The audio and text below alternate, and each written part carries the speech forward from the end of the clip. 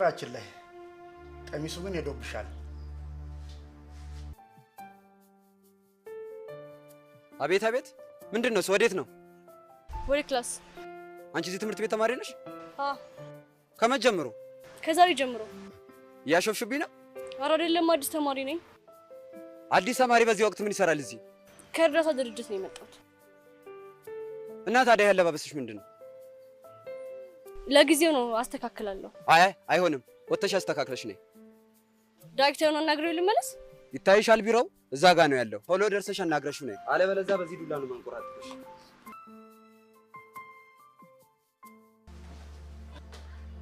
አቤት፣ ነይ ግቢ።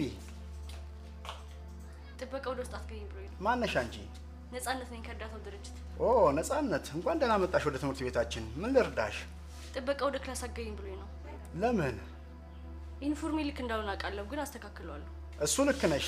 እኛ ትምህርት ቤት እንደዚህ ለብሶ መግባት አይፈቀድም፣ ግን አንቺ ስለሆንሽ አልፈንሻል። እና ልግባ? እንዴታ ይቻላል። በነገራችን ላይ ቀሚሱ ግን ሄዶብሻል።